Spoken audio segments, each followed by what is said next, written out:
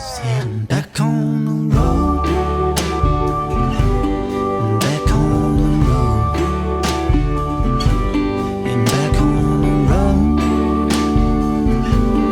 back on the road. City cycle. Hi folks, so thank you for stopping by. If you would like to learn how to build a camper van like this yourself, then please check out my other YouTube videos. So if you guys have found these videos helpful, you can help me out in a big way by picking up a copy of my first ever album that my brother and I recorded in Nashville late last year.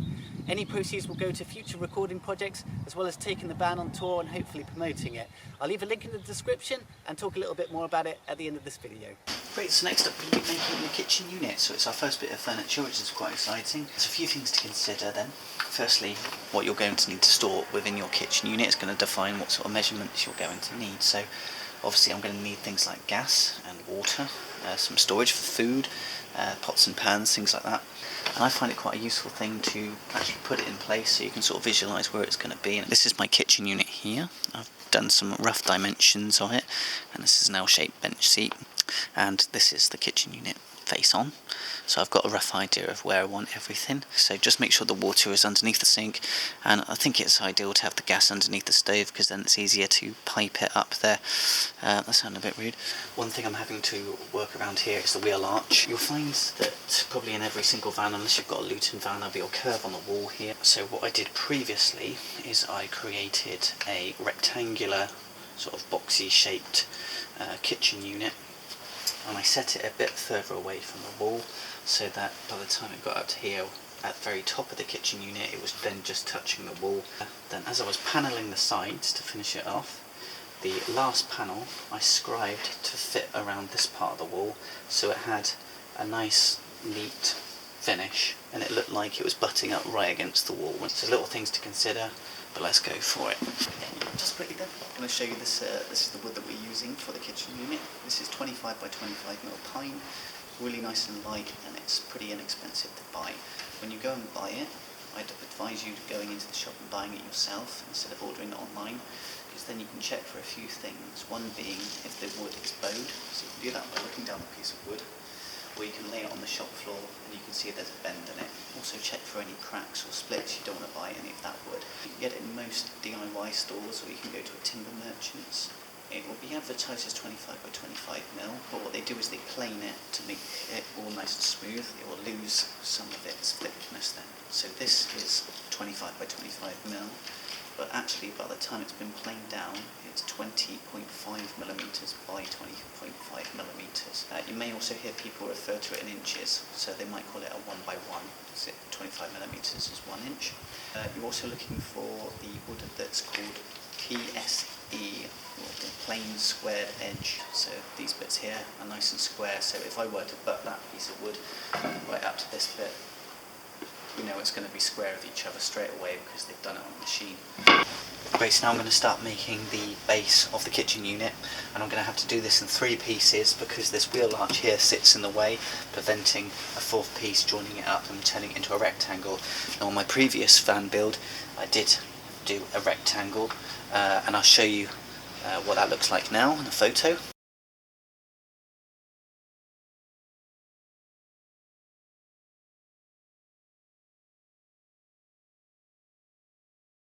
Okay, so if you don't have anything in your way, do it like that, so it'll give it more structural stability. This will still be very strong, but that other one will be even more so. Right, so I'm going to make my first 3 cuts, and after spending probably many hours just staring blankly at the kitchen area, I've worked out what the dimensions are. So what I'm going to do is I'm going to cut this first piece to 100 centimetres, and then this piece I want it to come out 30 centimetres, but don't forget you've got to take off the width that this piece of timber will add, which is 20.5 millimeters. So it'll basically mean I have to cut this one to 28 centimeters.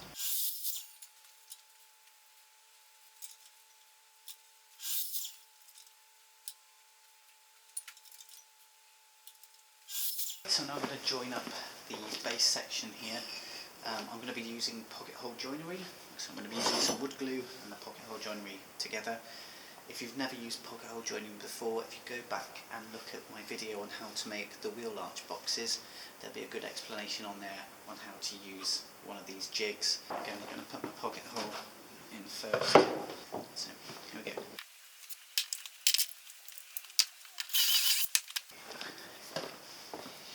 Okay, so we've dabbed a bit of glue on. I'm going to use a few clamps here just to keep it in place as I screw it in. Make sure it's nice and flush at the end. Get the clamp on.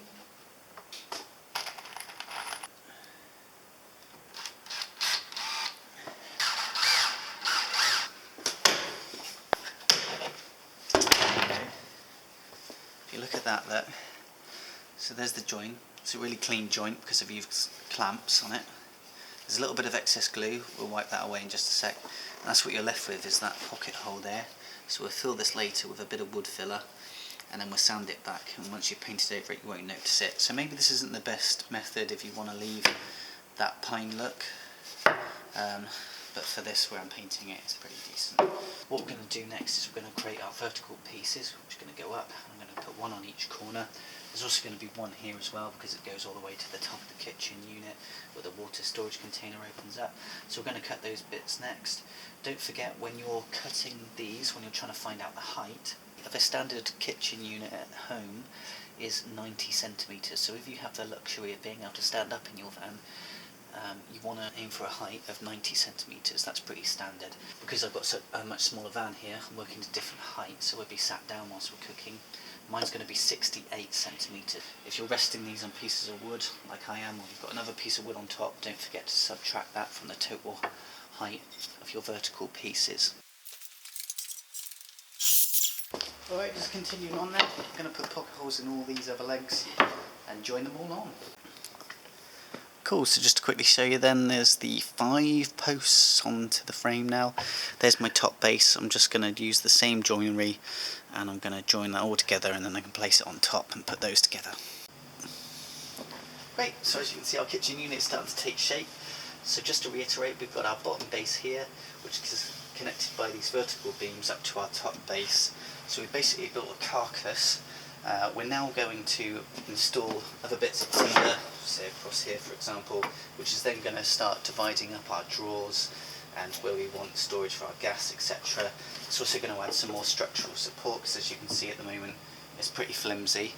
So I'm going to place the structural beam from this side to the other, just above the wheel arch. So I need to measure how tall the wheel arch is, which is 13.7. So I'm going to mark that out on both sides, and then I can join the piece of timber across. Right, so we've got our markings on here. So now I just need to go and cut the piece of timber.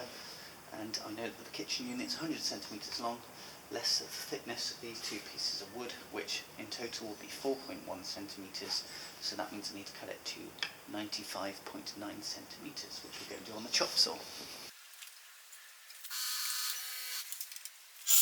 Just going to check it fits. It does. So now we can add the pocket holes. Remember, we need to put 2 pocket holes, one on each side.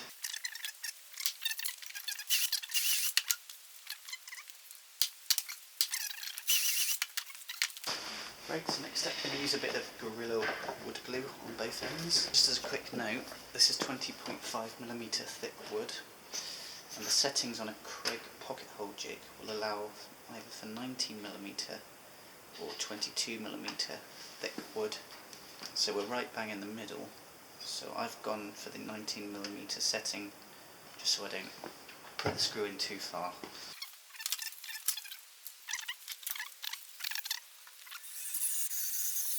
Okay, so that point where it's starting to bite and I don't want to push it too much further. So we've got our structural beam in place, it all fits, which is great. As you can see, we've got plenty of places to fix this into the base of the van. That is a DVLA requirement that all furniture is properly installed safely so that it's not going to tear out. So we've got fixing points here on the floor, all across here and at the back as well, and we can also use the structural beam now to fix it to the wheel arch to go ahead now and do all those sectioning off of all the cabinets. So just follow this next bit to your own designs. Wherever you want any drawers, you need to start dividing these up with pieces of timber. I'm just going to point something out here. There's my gas storage, pots and pans. There's just going to be a little food storage area and it's going to be open. But instead of using the 20.5mm piece of wood, I'm actually going to use something that's twice the width, so it's actually going to create a little bit of a lip, so it's going to prevent anything from falling out when the vehicle's in transit. What I will do is attach this piece onto here, so then the plywood base can rest on top of there. But yeah, that'll be a nice lip to stop anything falling out. I'll also put a piece of twine across here as well to keep it in place, but that's just something to think about as well when you're putting your structure together. So we need to obviously join these two pieces. I'm simply going to use some wood glue, and then I'm going to put some screws through it from this end.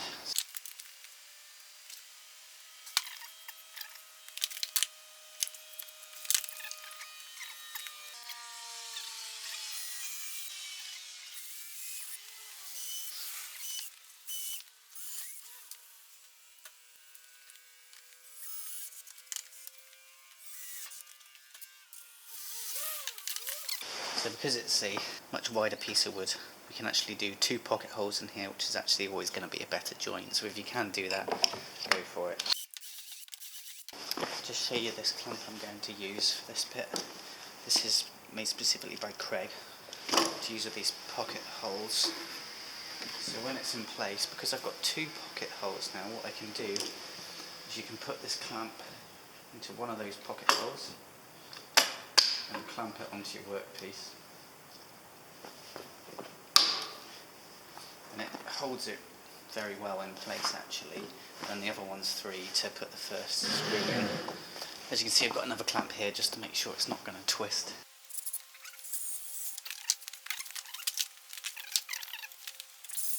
Another quick tip: if you can take measurements for several pieces at once, then go for it. Then whilst you're already at the chop saw, you can cut all those pieces in one go, do the Craig jig all in one go. Saves you a bit of time having to keep moving from one place to the other.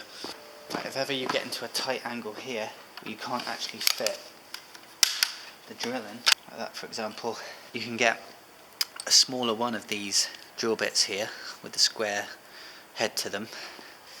I'll just do it by hand instead, and I can get in there. Cool. So hopefully you can see it coming along a little bit more. You can kind of see where all the compartments are now. What we're going to do is we're going to finish off the gas compartment. It's part of the regulations that if you have a gas compartment that opens internally, then you need to have a sealed gas compartment. So what we'll end up doing is we'll end up installing a dropout vent, which is a hole probably about this big, which will allow any gas to basically drop out through the base of the van. So if there is a gas leak, gas is denser than air, so gas will puddle at the bottom of the gas compartment. If it's sealed, it will have nowhere else to go apart from that dropout vent, and hopefully it will leave the van and it won't be harmful anymore. Well, for the people inside it, unless there's anyone stood outside with a lighter, of course. You may have remembered that I put a bit of a lip here on this piece, so this piece was taller. So you can see here on the construction that I'll be able to place a piece of plywood across here, okay, and that's going to be the base for the food storage area. Not only am I going to do the gas compartment parts, I'm actually going to join from here to here and there to there as well, so that will give it a nice finished look. See, there's going to be a door here that opens to take your water containers in and out, so I also need something for that to butt up against. So yeah, 1, 2 and then 3 and 4 down here. Cool, just like that, it's done. So I've got these 2 here, these 2 brackets. Now one of the last few bits I need to do for the actual carcass of this is create a joining section across here, and I'm going to do the same up here, just so I can section these bits off, most importantly for the gas. Great, so as you can see we're a little further along again. You can see these parts here which are going to take shape around the wheel arch. One thing to consider, when your gas bottle is in, you're going to need a retaining strap in there, and your retaining strap, well, it has 2 screw holes here. They've also got this additional plate that can help bring it forward, but I'm not going to use that because I've not got a lot of room. But just something worth thinking about is this needs to screw onto something fairly substantial. We're going to be putting like a plywood backing here in the gas compartment, but you don't want to be screwing that into like 5mm plywood because it's going to go, the screw's going to go straight through to the other side. So the next things to do is to create the plywood backing. for your gas compartment. So I've got two sides here that need the backing. This side will need it, and this side will need it. This side will have the door that opens and shuts, and this side will be boarded with tongue and groove boards. It will be something along the lines of that. I'm going to use some 5.5mm plywood. I'm actually going to use this, which is salvaged from the van, that was already in there when I first bought it. So we're going to take some measurements, cut it to size. So we've drawn out our first rectangle here that's going to be one of the backing boards, and I've used a square edge across a nice straight edge here on the plywood to start the square off with. Normally we try and do things like this nicely on a table saw or something like that. My table saw is quite small, so it won't fit on there. So I'm going to follow the edge as well as I can.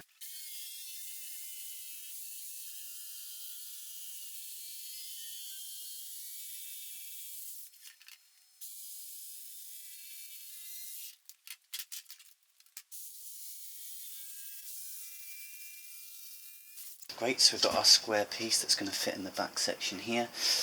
What I'm going to do is I'm going to cut a square at the top and a square at the bottom here so it can slot into these areas here.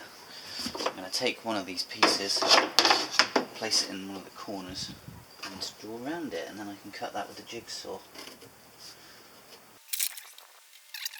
Great, so you can see our edges have been cut here. Just going to try and slot it in and see if it fits. The only other problem we've got now is the wheel arch is behind here, so we're also going to need to cut a bit of a slot for that. So now you can see it's in place and it fits nice and snugly around the wheel arch there. So what I'm going to do next is I need to box in this area here, so we're going to take the same principles and do it again. Oh, sorry, it's getting a little bit dark now, but as you can see both cuts are in. This should fit in there, and we've got room for our bracket behind here, which is cool. So happy days. So now what I'm going to do is I'm going to glue this, and I'm going to use some small screws, screw it onto these supporting beams across here, and then that's all pretty much ready to roll.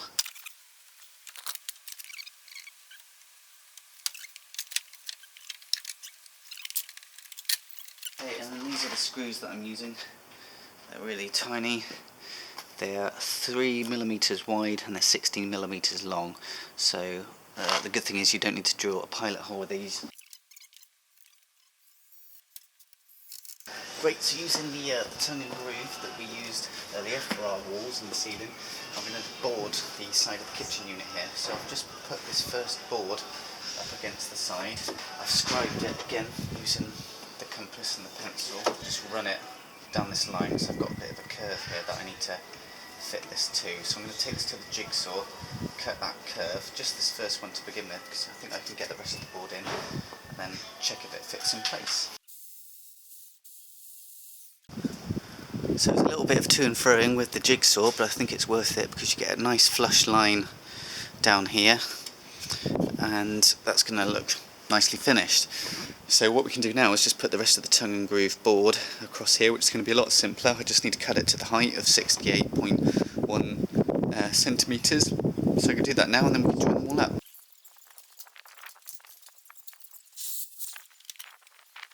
This bit is obviously stick too far out, so push it in, everything in place. Using the button that's on the inside here, I'm actually going to run a line down it using that as the template.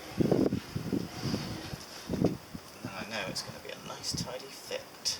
I'm going to take a piece like this now over to the table saw, actually using the mitre chop saw, and just cut these bits here so this theme continues on across this part.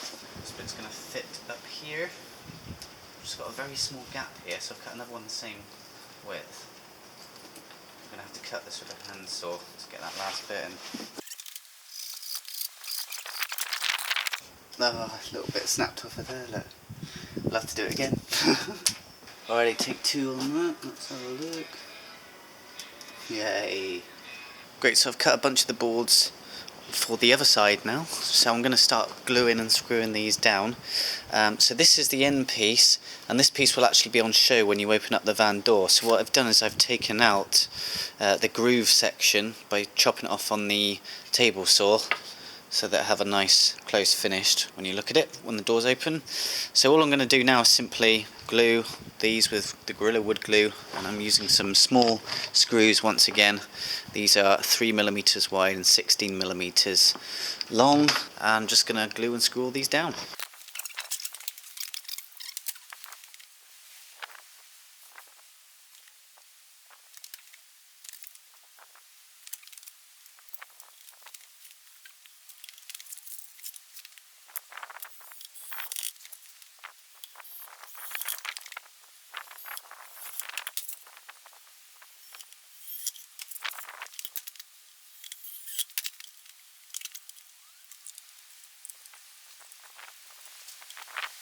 Great, so this side's all in place. We've done this side, so let's go to the other side and finish that bit off. Great, so whatever surface you're going to be putting your unit onto, so I'm going to be turning this now on its side to glue and screw everything on here.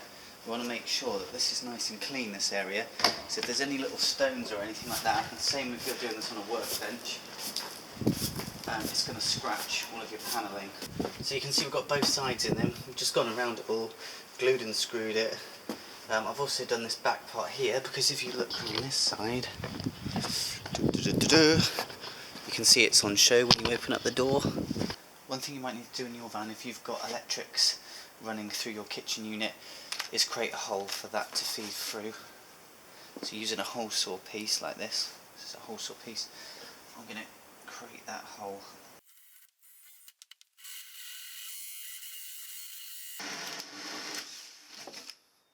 Get a bit of sandpaper in it, smooth it all out.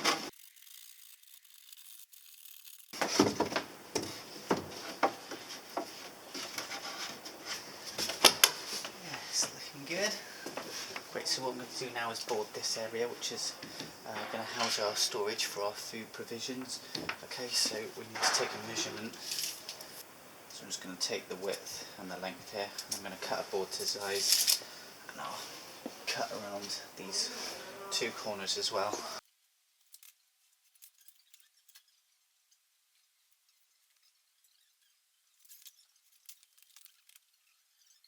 This is a 6mm thick board. You can use something a bit thicker if you want to.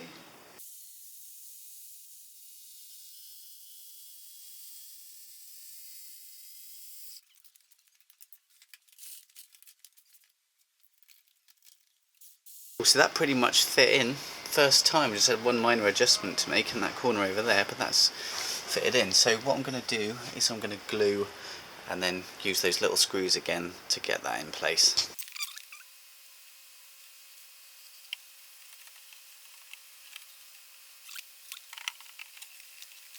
Great, so I was just about to start measuring out the cabinet doors and realised that this part of the gas compartment wasn't actually tall enough. This piece of timber here that runs across the bottom of the door needs to be a minimum of 50mm tall. That's one of the requirements, so it stops gas from leaking out and it will hopefully puddle and drop out of the vent. So I've just quickly, using pocket hole joinery again, I've just added that extra piece in here, and then we can fill these holes later and we'll paint over it. Alright, so we're ready to start making the cabinet doors, okay, and we're going to make some shaker style doors. So I'll show you what they look like on my previous camper. So that's what we're going for, and to do this we're going to use a type of joinery called a mortise and tenon joint. So it's basically where you'll take your pieces of timber, you'll cut grooves along them, much like our tongue and groove here, and the other one will have a tongue in it and they'll slot in basically. And you'll also, using some MDF board, we'll slot that in and that will give us our sort of backing. So to get your measurements for the door, you need to take a measurement from the top to the bottom of your opening, and then whatever measurement that is, you need to take off 1mm from the top and 1mm from the bottom to allow it to shut. Okay, so you're taking off 2mm effectively, and then for the rails, which are the horizontal pieces, you need to take the measurements from this side to this side here. Again, take off 2mm to allow for it to close, and then you need to also subtract the width of your two stiles, which are the vertical pieces, and then you also need to add 12mm onto that to allow us to make the actual tongue part of the joint.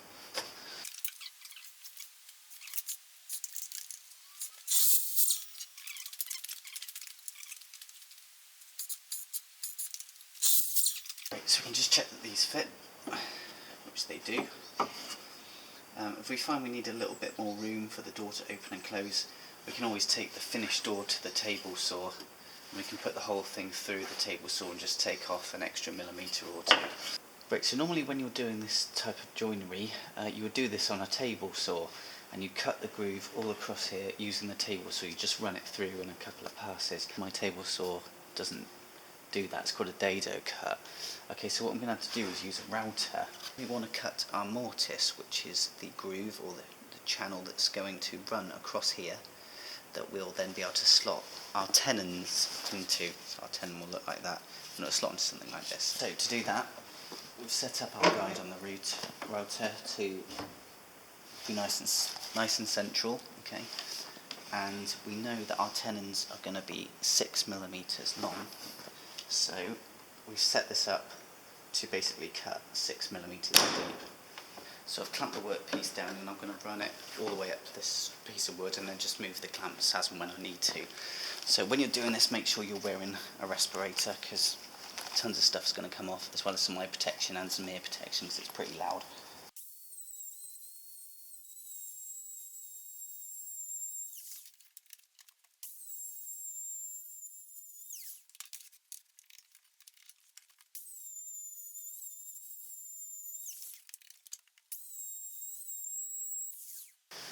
Hello, Paddy. Hello. Great, so now that we've got our channels in here, our mortises, what I'm actually going to do is I'm going to cut these end pieces off on both ends. Reason being is that when the router was making its way in, because the guide isn't fully in contact with a piece of timber, the lines are a little bit wavy here, which will cause our rails to go a little bit off centre.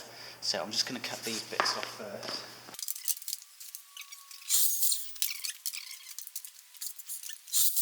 Okay, so now we can start making the cuts, taking down the measurements for all the cabinet doors, so I can start making cuts for that.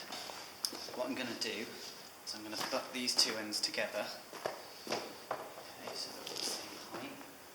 I'm doing this because it's really important that your stiles, which are the vertical pieces, are at the same height as each other to get a nice square door. Now with my measurements, I begin to make the cuts. So 33.6. So I'm just going to go ahead and cut all of these now.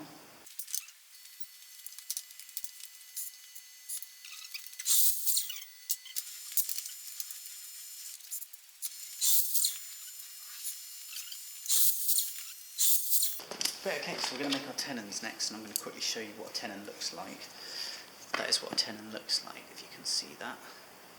Okay, so that's basically going to slot into our mortise here, our channel that we've created, just like this. So as you can see, it gives quite a nice seamless fit, and that's what the joint looks like. We need to set up a few things on our table saw here. The first thing is, we know that this slot here is 6mm deep, so we know that our tenon needs to be 6mm long. To change how long our tenon is going to be, we're going to use this guide here. So you've probably used one of these already. So I'm going to set this to 6mm. I've got a little ruler across here. Set it to 6mm, tie it down. That means that as I'm pushing this workpiece through, which is what we're going to be doing, it's never going to go any further than 6mm deep. And it also means as well that I'm going to get 6mm cuts consistently on here. So what I'll do is I'll have it on here, I'll push it over the table saw, there'll still be a bit left on this side, so I'm just going to move it to the left a little and then take that bit out until it's all gone. Another thing we need to do is set the table saw height. This channel is right in the middle here. On this particular piece of wood, I need to set this height to 7mm to get the tenon. You might have different thickness of wood for this bit, so you need to do just what is necessary, but you basically need to meet where the groove begins. Okay, I'm going to clamp this to make sure my workpiece doesn't get tossed away whilst I'm working on it. So make sure the workpiece is nice and flat. We've got our guide set up. We've got the saw at the right height. We're ready to roll. I'm going to put some glasses on and you can see what I'm about to do.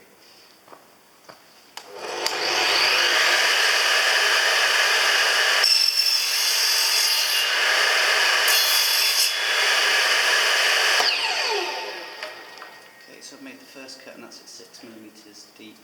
I'm going to move it to the left just a little bit. And then it's going to take those pieces out that are a bit further along. So if you can see that then, that's the first side done. So we're going to then flip it over and do the same on the other side. And then you'll see our first tenon.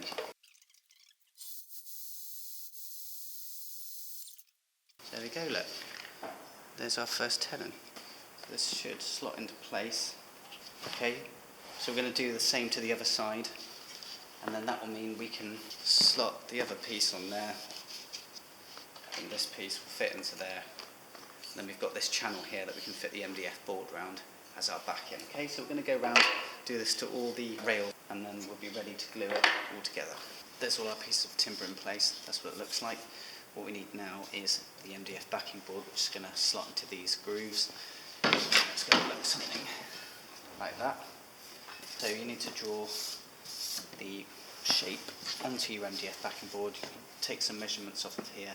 Don't forget that whatever the measurements are inside here, you need to add the extra 6mm on each side to allow it to fit into the groove.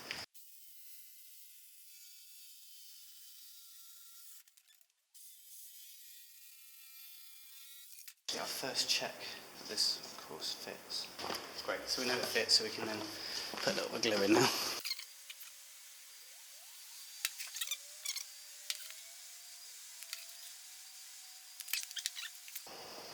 Using the mallet to help it in. The mallet's good because a hammer will create an actual dent in the piece of MDF. So if you use a mallet, it softens the blow a little bit, but it gives it enough force to get it in.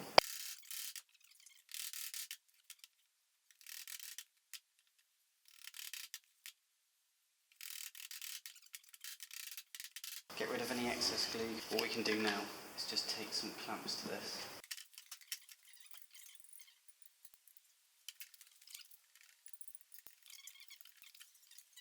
And then just leave it to dry.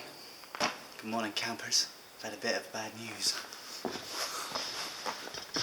I cut the doors to the wrong bloody size.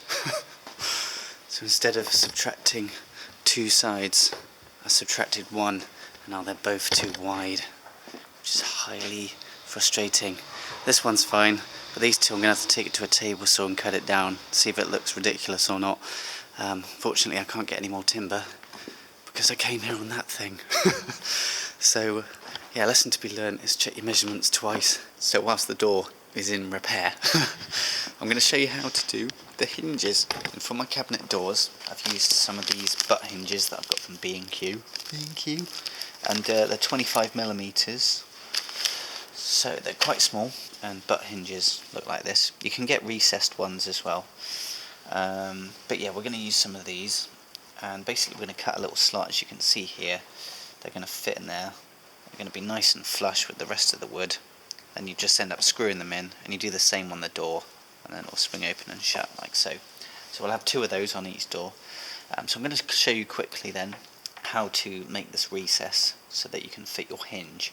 So first things first, you need to get a nice sharp pencil.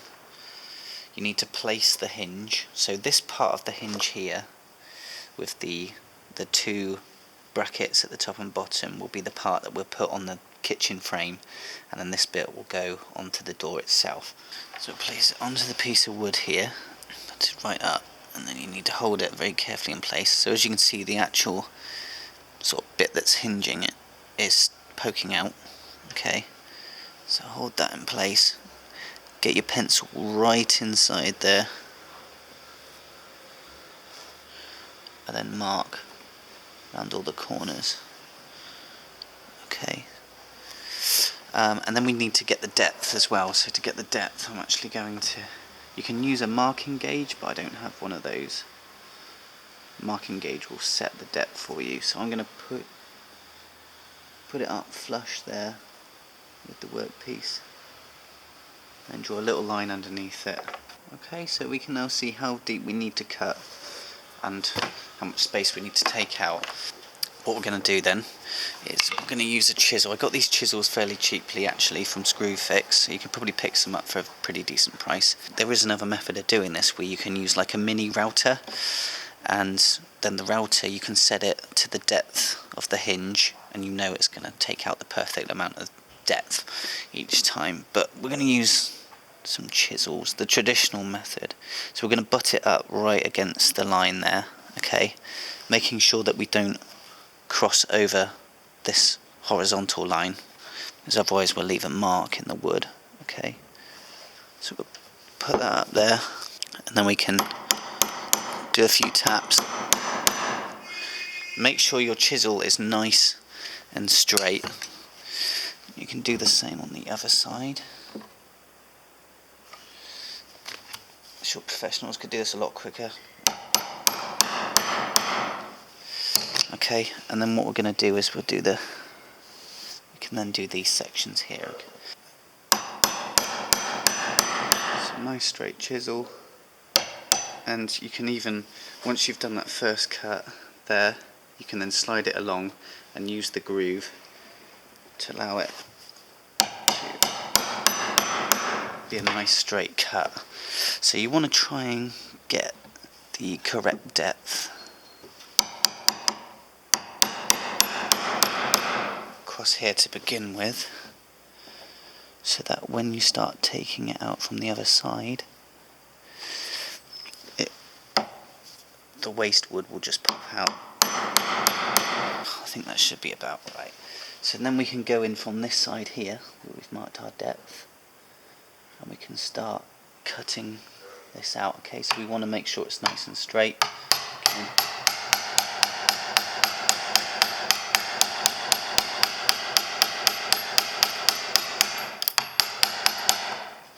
You can see it's lifting a little bit there because I haven't cut deep enough here. Watch your head.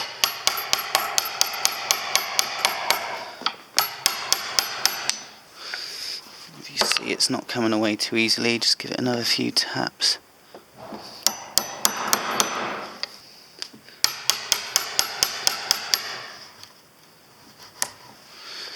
Okay, that's the first bit out. I'm just going to cut a little bit more of the depth here. Okay, and then we should be able to just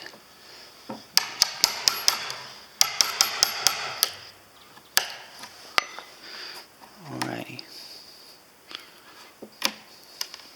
Okay, so as you can see, we've still got a little bit of debris here. So with your chisel, you should be able to just press it in and lift that out. So you can do this to help finish off the corners. Just press it in, and then you can also slide this across as well to get it nice and flat. Okay, just like that.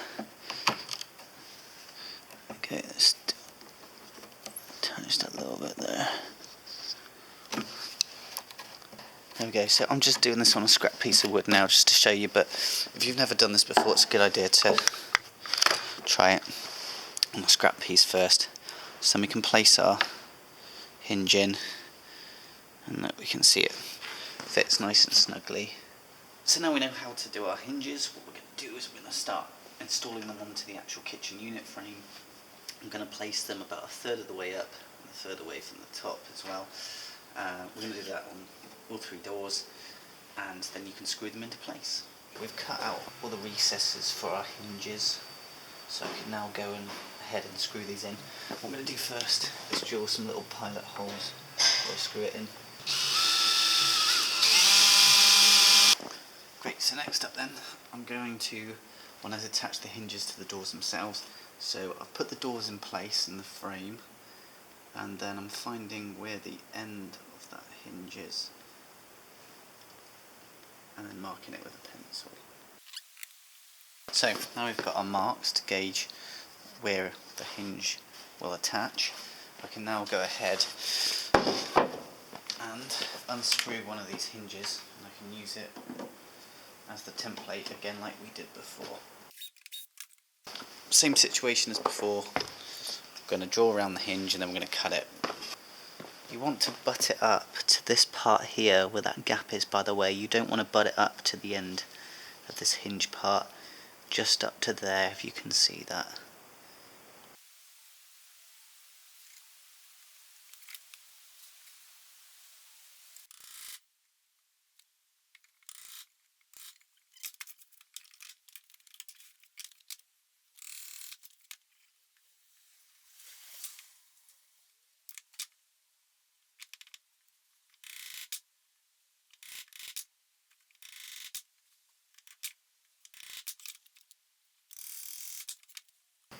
So now that's done, we can take our hinge again, and as before, place it in its slot. I'm going to put some little pilot holes in for the screws.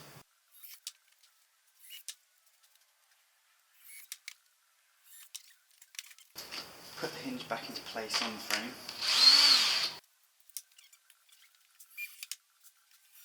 So then we can take our door and then put the screws in.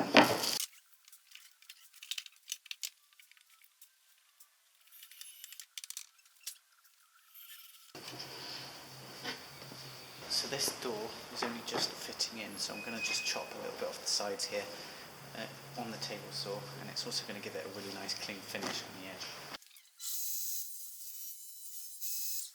Let's see how good clean the finish is then. Let's check out, all the doors are in.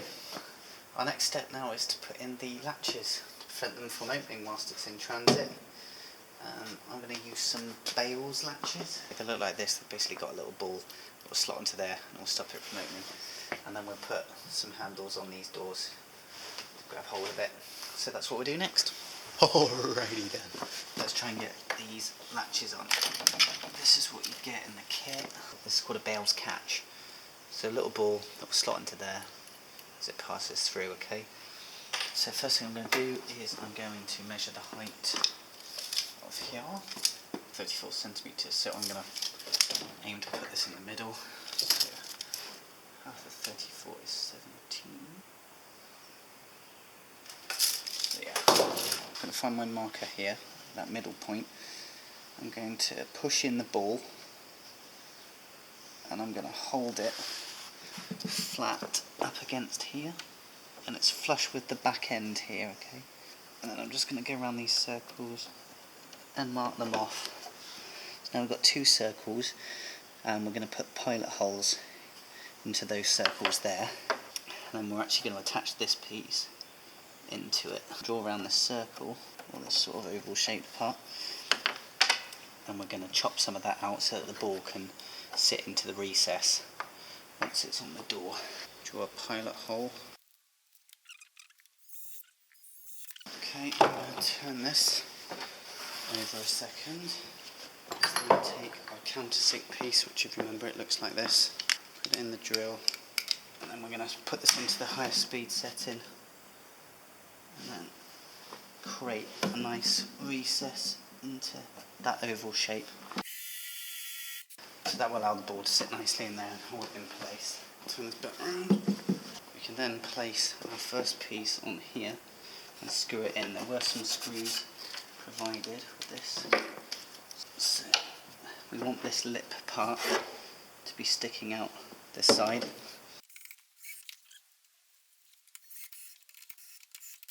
We want to get those screws as far in as they will go. But now we can attach the ball part. If we close the door, and then using our mark here that we made before, we can make the same mark again, just there. And I'd make a mark from where you can see the bottom of the catch bit and at the top of it, just to help you guide it in. And we know that this wants to sit right at the end of our door. So draw around the rectangle, and in the circles. And we can drill the pilot hole to begin with.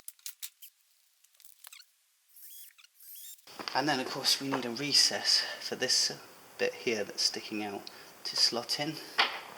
So we're going to use one of these flat bits here. That's going to leave a nice circle in there for that piece to sit into. So I want to find the middle, and I'm just going to go ahead and take out that way. So you're going to need to go fairly far, but keep the drill nice and straight.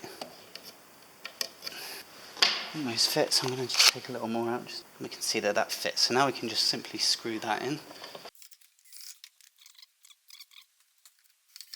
Okay, so just before I start filling the holes and painting it, I've just checked around the unit just to check if there's anything else I need to add. I've decided I'm going to put one more structural part across here and one more across here where the water storage meets the food storage. That's just to prevent any food falling out during transit. I'll still use the twine idea across here, but that's going to really stop anything from coming out. Quick look around your unit, check if there's anything else you need to add before the next stage.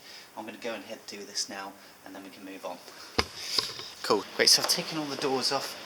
I'm just filling a few things. I'm going to take all the hardware off the doors so that when it comes to painting it, we don't have to take those off. We can just paint straight into these grooves and then put the hardware back on.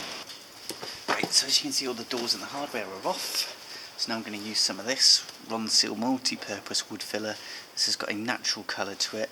There are other ones, there's like an oak one, some other various ones.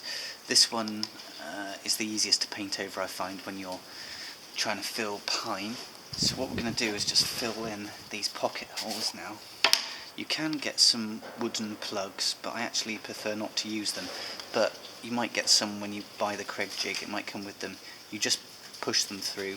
They're basically wooden plugs. They'll just plug up most of the hole, and then you can use a little bit of wood filler around it. But I like to just fill the whole thing with wood filler. I'm just going to go around now and do this.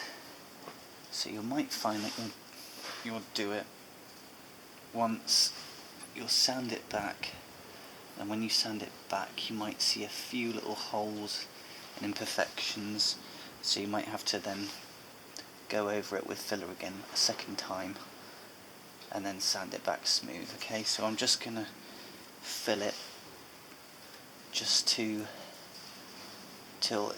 it's just overflowing a little bit, and we can then sand off that excess, like I said, later on.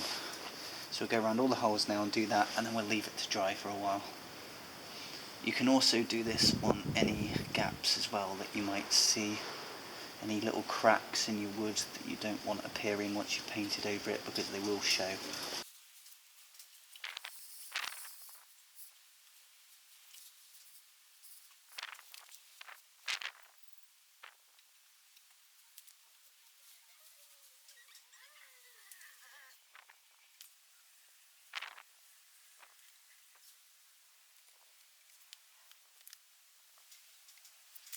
You can then go ahead and sand the wood filler to make it nice and smooth. As you can see, there's bits like this that have all come up above the timber itself, so we're going to smooth that back. Using 80 grit sandpaper for this. I might change the sheet, so I've already used this a bit.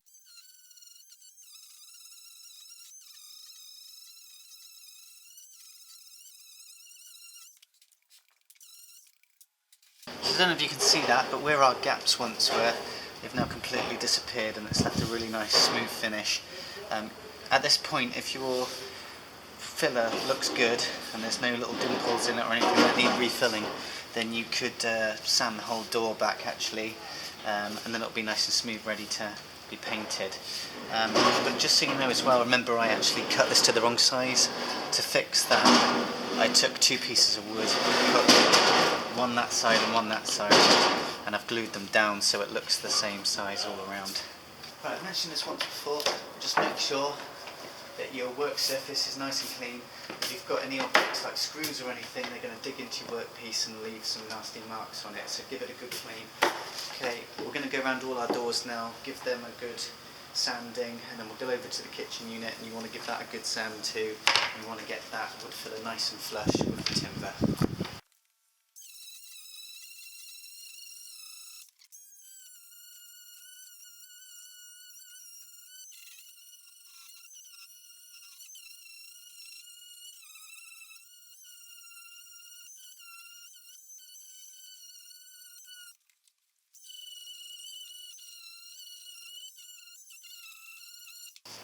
So as you can probably see, I'm taking all the pocket holes and I'm sanding them back. I'm sanding down all the screw heads that we went over the top of. And I'm also just giving it a general sand just to make sure that the kitchen unit is nice and smooth, so that when we come to paint it, it's nice and smooth to the touch. Great, so we've added our second lot of wood filler and I've sanded it back. I've just made sure that there's no dimples left from the wood filler, that it's all nice and smooth, which it is fortunately.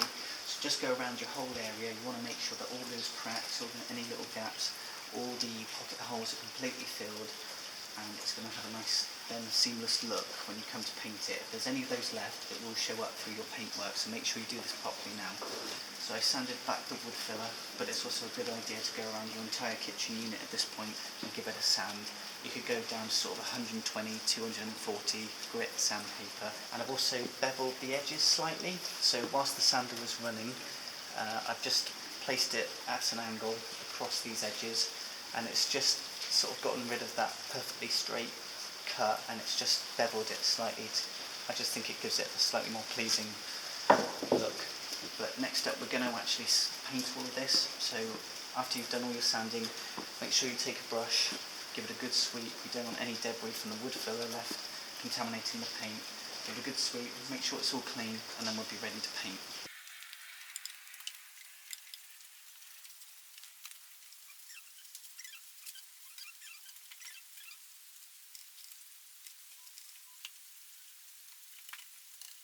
So we're giving it a couple of coats.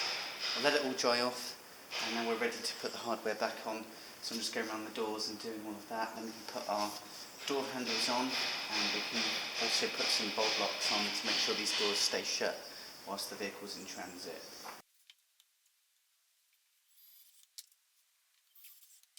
Great, here's an example of one of our doors then, ready to roll. So all our hardware is pretty much back on. So I'm going to start putting these door handles on. It's simply just a case of putting a hole through one side of the door and then just screwing it on. So I'm going to mark just above halfway for my pilot hole to go in, for that bolt to go through to the door handle. I'm going to do it just above halfway so that I don't catch our ball latch here. So at 17 and a half, I'm going to... There we go. And then you can simply just put your handle on and put the bolt through the other side. What I'm going to do now is add these straight bolts. That's what they're called, straight bolts. I'm going to put them across like this just to prevent the doors opening when we're in transit. Again, it's simply just a case with these of screwing it in.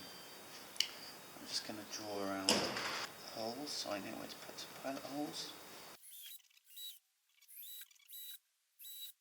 And now we can screw these in.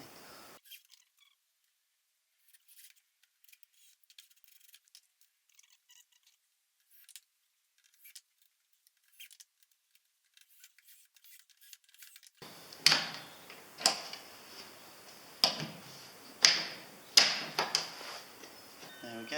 So yeah, just go ahead and do these on all the doors. If you want them on all the doors, of course you don't have to do this. So all our straight bolts here are in place. I've just put the unit into the van just to check a few things. One being the dropout vent. I need to make sure that there is enough room for this to fit inside our gas unit. And I'm going to drill a pilot hole in through the van to make sure that I'm not going to disturb anything underneath the base of the van. So I'm going to put the gas bottle itself in place, put the dropout vent in place upside down. I'm going to try and draw around it.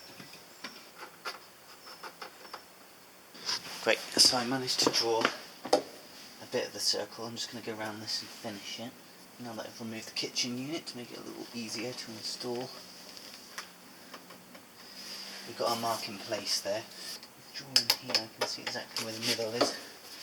So that's our spot. So I can see the middle spot of our dropout vent. I'm going to quickly have a look underneath the van itself and just see if I can see anything that would possibly be in the way before I go ahead. I'm using a drill bit here that's designed to drill through metal, And I'm also going to point out that it's not going to be too thick a drill bit, because if it's too thick, when we go to use our hole saw piece, it'll have nothing to hold on to. So keeping that nice and straight. Great, so after checking out that there's nothing underneath, we're okay to drill. Of course, if you've got a bigger van, you've probably got more space to manoeuvre this drop-out vent with. Mine was pretty tight, so I'm quite lucky that it is free underneath. So, as I said before, we used a smaller drill bit than the one we're using here with the hole saw piece, because otherwise there'll be nothing for it to grip into and guide the hole saw piece down. I'm just going to do this very slowly. It's easier with the kitchen unit out, that's why I took it out. Just keep it nice and straight. I'm using a 54mm hole piece, by the way. We don't want to obviously take out that diameter, we want to be taking out this diameter, so that our screws can then bite into the sides of the floor.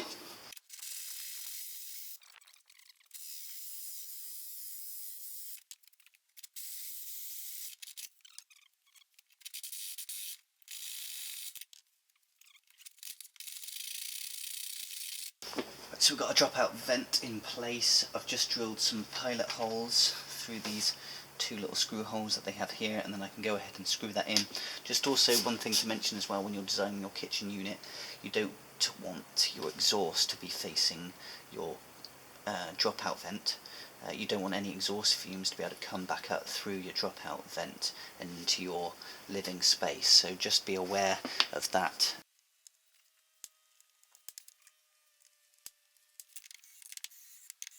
Great, so drop-out vent is in. I've put the kitchen unit in place. I've checked that it's in the correct place by checking that it's square. It's now ready to go in. What I'm going to do is I'm going to put a few of these screws in. So these are self-drilling wingtip screws. They're quite long, so they're going to reach all the way down to the base of the van. So I'm going to put a few of these in, so that it's screwed down all the way to the base of the vehicle, and then we'll use a few other screws as well to go into the wooden floor, and also a couple up here to go into the wall as well. The DVLA state that they want the unit to be secured in place. You basically just don't want it to go anywhere in the event of a crash. So we'll start with these, drilling some pilot holes again where we need to, and just simply screwing them in. So again, if you are screwing into the base of the van, just make sure that it's clear underneath. I'm going to countersink this as well, this particular one, so that it's nice and flush, and it allows our door to open and close as it should.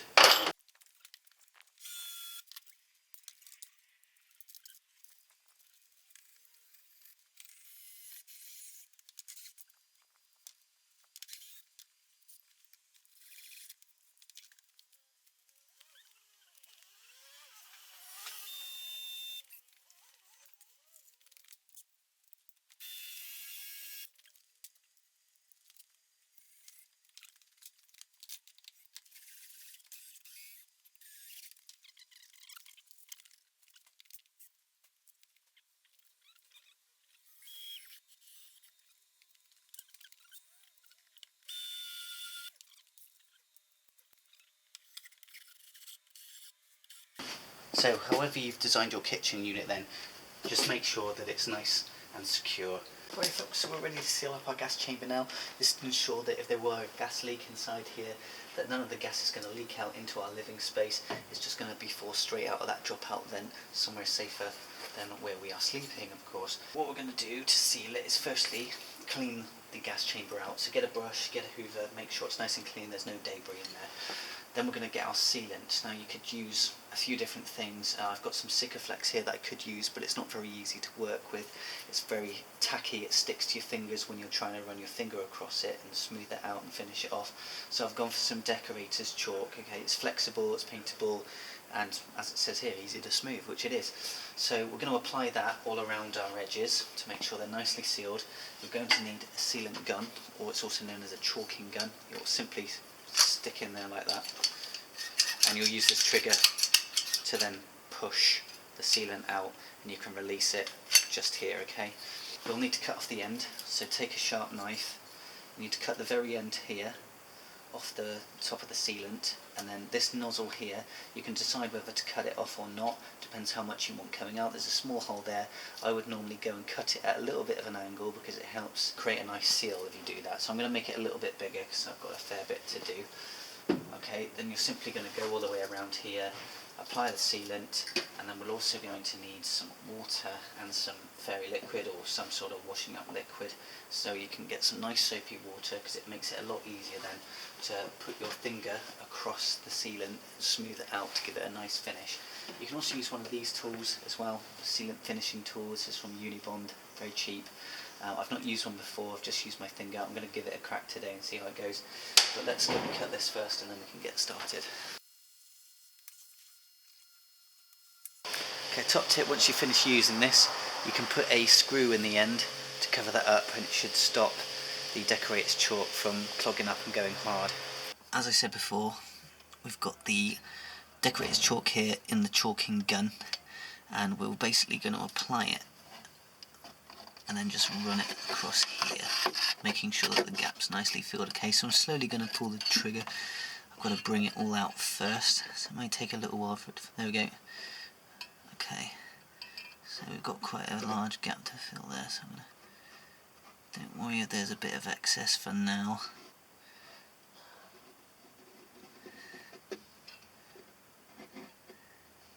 Just keep slowly applying that pressure on the gun. So we've got some very soapy water here. Remember to use the washing up liquid. You could have a bit of tissue ready, or perhaps some. You can run your finger across it like so. Wipe off any excess on your tissue or wherever you.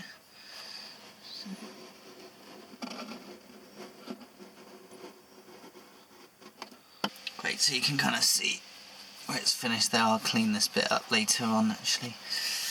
But yeah, you can go ahead and do this around all the different sides now and just make sure it's sealed up in all the different areas.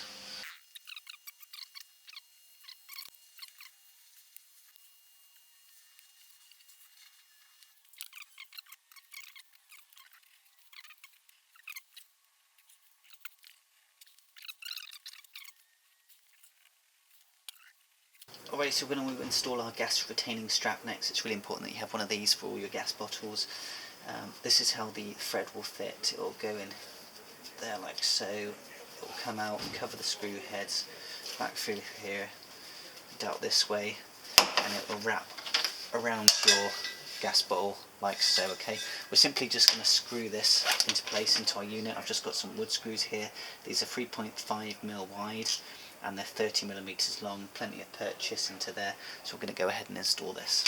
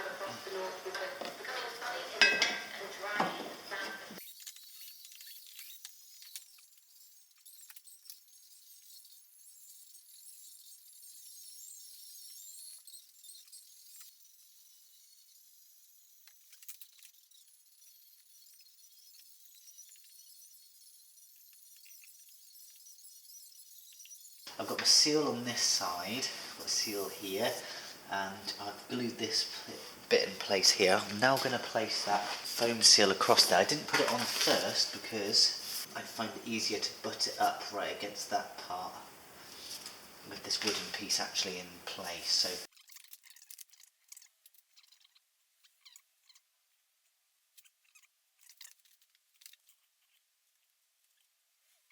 So that's protruding just very slightly. It will be just enough for the door to press against it and create that seal that we need to ensure that no gas is going to escape out. That's all good to go. So we've got a foam all around the edges here now. That's a fully enclosed area. All the corners and all the sides have all been sealed, and we've got the drop-out vent. That's all good to go.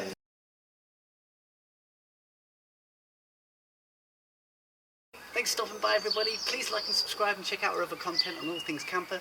As I mentioned before, I've just recorded my first album. We'll need all the help I can get. So I'll leave you with an album preview for now and a link in the description if you'd like to pick up a copy. Joe Edwards is de naam. Zijn album heet Keep On Running en daarvan hoorde je het nummer Trouble. Le couple schachten en us leis een album nieuwe show leis Keep On Running.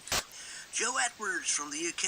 Don't let the bastards get you down. Yeah, right. Que sale el 22 de mayo a través de Tiny Mountain Records. Aquí está Joe Edwards. Well, ain't a feeling right. Been burning up in the night. Yeah, but I can't tell when it's gonna end. So keep on running, gotta keep on running through the heat. Well, you got it. Well, I'm $6 short, but my soul is clean. I need one more time. Well, set the fuel lights on. Well, 20 minutes from home. Yeah, but before I get there, the engine's blown.